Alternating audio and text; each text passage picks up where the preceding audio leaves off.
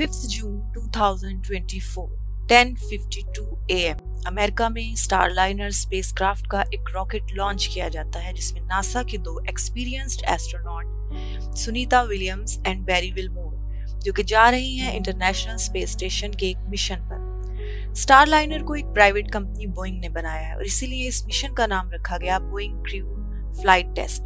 दोस्तों, इस मिशन का एक मकसद बोइंग के तैयार करदा स्टारलाइनर स्पेसक्राफ्ट को टेस्ट करना भी था ताकि स्टारलाइनर को स्पेस में जाने वाले इंसानों के लिए एक सेफ जरिया बनाया जाए ताकि फ्यूचर में आम इंसानों को स्पेस पर ले जाने के प्लान पर काम किया जा सके। दरअसल इस स्पेसक्राफ्ट की लेटेस्ट टेक्नोलॉजी नासा के लिए उम्मीद की एक नई किरण थी क्योंकि एलॉन मस्क के स्पेस एक्स के स्पेसक्राफ्ट क्रू ड्रैगन का बेहतरीन ऑल्टरनेट समझा जा रहा था। दोस्तों, स्टारलाइनर अभी तक एक डेवलपिंग स्टेज में है और ये लास्ट टेस्ट था स्टारलाइनर की एबिलिटी को चेक करने के लिए। दोस्तों, जब भी किसी स्पेसक्राफ्ट को किसी क्रूड फ्लाइट पर भेजना होता है तो उसके लिए उसे पहले अनक्रूड टेस्ट को क्लियर करना पड़ता है, यानी पहले एक खाली स्पेसक्राफ्ट को स्पेस में भेजते हैं और फिर सारी चीजों को वैसे ही टेस्ट करते हैं जैसे एक एक्चुअल क्रूड मिशन में होने वाली होती है। इसके लिए 2019 में बोइंग ने अपना पहला अनक्रूड फ्लाइट टेस्ट कंडक्ट किया, लेकिन ये सक्सेसफुल नहीं हुआ। फिर इस कंपनी ने 2022 में एक सक्सेसफुल अनक्रूड फ्लाइट मिशन किया जिसमें बोइंग का स्टारलाइनर बगैर क्रू के 4 दिन तक इंटरनेशनल स्पेस स्टेशन से जुड़ा रहा और कामयाबी के साथ अर्थ पर वापस आया।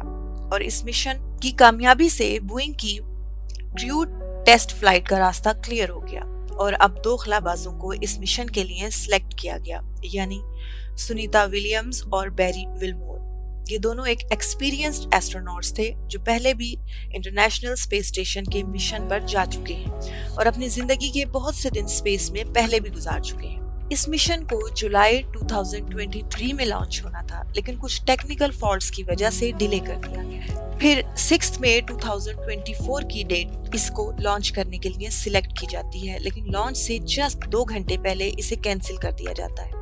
अब 18 मई की डेट सेट की जाती है। इस बार नासा के इंजीनियर्स स्टारलाइनर में हीलियम की लीकेज का पता लगा लेते हैं और लॉन्च फिर कैंसिल। दोस्तों, ये लॉन्च 3 बार कैंसिल हुई और फिर आखिरकार 5 जून 2024 को ये स्पेसक्राफ्ट दोबारा शेड्यूल होता है और ये दोनों एस्ट्रोनॉट्स बोइंग स्टारलाइनर में बैठते हैं और ये स्पेसक्राफ्ट एटलस 5 रॉकेट के साथ परवास करता है।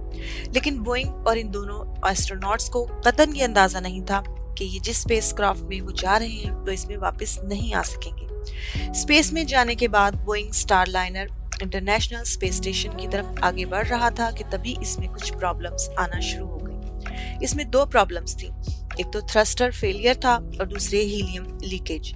लेकिन बोइंग और नासा के इंजीनियर्स की अनथक कोशिशों के बाद 5 में से 4 थ्रस्टर्स को फंक्शनल बना दिया जाता है और स्टारलाइनर इंटरनेशनल स्पेस स्टेशन के साथ डॉक कर जाता है। दोस्तों, दरअसल जब कोई स्पेसक्राफ्ट इंटरनेशनल स्पेस स्टेशन से जुड़ता है तो उसे डॉकिंग कहते हैं। दोस्तों, international space station 28,000 kilometre per hour की स्पीड से अर्थ के गिर्द रिवॉल्व कर रहा है, तो इनफैक्ट डॉकिंग एक बहुत ही कॉम्प्लिकेटेड फंक्शन है। डॉकिंग में स्पेसक्राफ्ट को पहले इतनी ही स्पीड को मेंटेन करना होता है और फिर वो Aahista Aahista international space station से ज्वाइन होता है और फिर कुछ देर के बाद दोनों के दरमियान डोर्स ओपन हो जाते हैं और एस्ट्रोनॉट्स इंटरनेशनल स्पेस स्टेशन में एंटर हो जाते हैं। इस सक्सेसफुल डॉकिंग की वजह से बोइंग अब ह्यूमन ऑर्बिटल स्पेसक्राफ्ट बनाने वाली दूसरी प्राइवेट कंपनी बन चुकी है। इससे पहले सिर्फ स्पेस एक्स ने ये काम किया था और पूरी दुनिया में से सिर्फ 3 कंट्रीज हैं जो ह्यूमन ऑर्बिटल क्राफ्ट को स्पेस में भेज चुके हैं, रशिया, यूएसए और चाइना। दोस्तों, अब मसला ये है कि इतनी ज्यादा कॉम्प्लिकेशंस के बाद क्या ये एस्ट्रोनॉट्स इसी स्पेसक्राफ्ट से वापस आ सकेंगे? नासा पहले भी स्पेस शटल चैलेंजर और कोलंबिया जैसे मिशंस में अपने एस्ट्रोनॉट्स खो चुका है और मामूली सी गलतियों की वजह से जानलेवा हादसा हो चुके हैं, इसलिए अब वो कोई रिस्क नहीं लेना चाहते। क्या आप जानते हैं कि ये स्टारलाइनर मिशन सिर्फ 8 दिन का था, लेकिन आज 3 महीने के बाद भी ये दोनों एस्ट्रोनॉट स्पेस में मौजूद हैं। लेकिन मैं एक बात आपको क्लियर कर दूं, ये स्पेस में स्टक जरूर हो गए हैं लेकिन किसी किस्म के खतरे का शिकार नहीं है। ये ISS खासा बड़ा है और इसमें काफी लोगों को अकोमोडेट किया जा सकता है। ये तकरीबन 6 बेड्स के साइज के घर से भी बड़ा है और यहाँ पर खाने, पानी और ऑक्सीजन हर चीज का इंतजाम मौजूद है। इसके अलावा यहाँ पर 2 बाथरूम्स और एक अदद जिम भी मौजूद है। इंटरनेशनल स्पेस स्टेशन का अपना एक ऑक्सीजन जनरेटिंग सिस्टम मौजूद है जो वाटर इलेक्ट्रोलिसिस से ऑक्सीजन जनरेट करता है, यानी यहाँ पर ह्यूमंस कंफर्टेबली सरवाइव कर सकते हैं। अब 24 अगस्त को नासा की एक मीटिंग होती है और डिसाइड ये किया जाता है कि बोइंग स्टारलाइनर खाली वापस आएगा और इन एस्ट्रोनॉट्स की वापसी स्पेस एक्स के क्रू ड्रैगन से होगी और ऐसा फरवरी 2025 तक हो पाएगा, यानी 8 दिन का मिशन 8 महीने में चेंज हो गया। दोस्तों, हर 5 या 6 महीने में इंटरनेशनल स्पेस स्टेशन में जो क्रू मेंबर्स होते हैं वो चेंज होते रहते हैं। जब सुनीता और बैरी वहां दाखिल हुए थे तो इंटरनेशनल स्पेस स्टेशन में पहले ही से एस्ट्रोनॉट्स मौजूद थे, जिनमें 4 एस्ट्रोनॉट्स नासा के हैं और बाकी 3 एस्ट्रोनॉट्स रशिया की स्पेस एजेंसी रोसकोसमोस के हैं। दोस्तों, इंटरनेशनल स्पेस स्टेशन को 2000 में स्पेस में लॉन्च किया गया था और जब इस स्पेस स्टेशन को कभी खाली नहीं छोड़ा गया। अब जो 7 एस्ट्रोनॉट्स वहां मौजूद हैं उनकी एक्सपीडिशन 24 सितंबर को खत्म हो जाएगी और वो वापस अर्थ पर आ जाएंगे और उनकी जगह दूसरे एस्ट्रोनॉट्स ले लेंगे।